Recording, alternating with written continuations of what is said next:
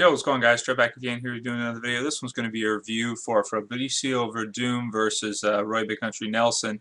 Fight just went down pretty much, and a very close fight coming in. I predicted that this would be pretty much like a coin toss, flip a coin.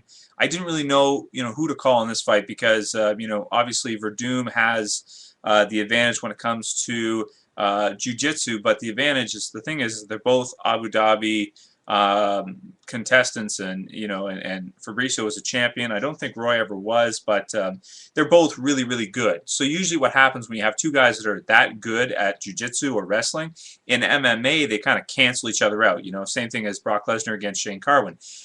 They cancel each other out so that it ends up becoming like a striking match. The thing is that Fabricio Werdum has been training at King's MMA for a while now, and he has incredibly improved striking. Incredibly. Training with Vanderlei Silva, training with Rafael Cordero, and all the other guys down there at King's. I believe even Anderson Silva goes down there from time to time and trains with them. And that being said, his stand-up is incredibly improved. People, when they saw him fight Alistar, they said that basically they thought that Alistar was overrated because Fabricio was able to land on him and do decent in the striking. That's not why. It's because Fabricio is a huge guy. He's a huge man. You got to see against Roy. He's way bigger than Roy, and he's lean too. Roy the weight difference is not that much, but Roy really has the frame of a 205 fighter fighting at heavyweight.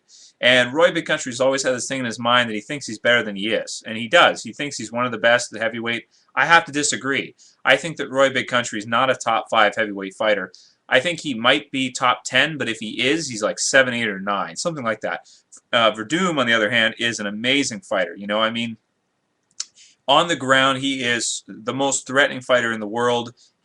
What I'd really like to see is Werdum and Frank Mir go down on the ground and see who's better, because it's so hard to call, because against Big Nog, everybody thought Big Nog was better at jiu-jitsu than Frank Mir, and Frank Mir proved them wrong, dead wrong.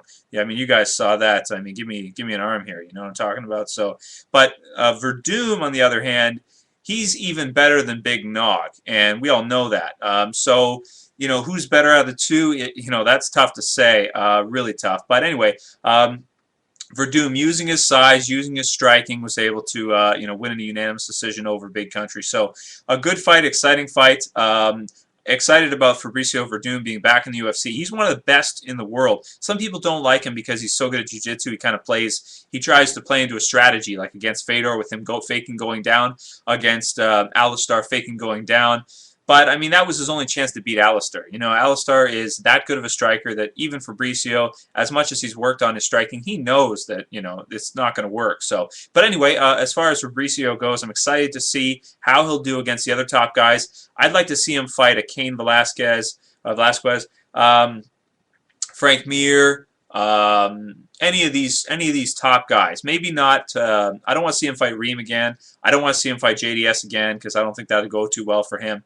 But I want to see him fight some of the other top guys. Maybe against Mir, and then have the winner of Mir Werdum fight for the championship after Alistar and JDS, maybe in about 6 to 8 months or so. That'd be very nice. As far as Nelson goes, he's a good competitor, but if he wants to take his MMA career seriously, he's got to get in shape. No more of this. You know what I mean? Like I said it a while ago, but he really has to get in shape. He can't be fighting with all that fat on his body. It's such a disadvantage for him. Cut down to 205. You'll be big for 205.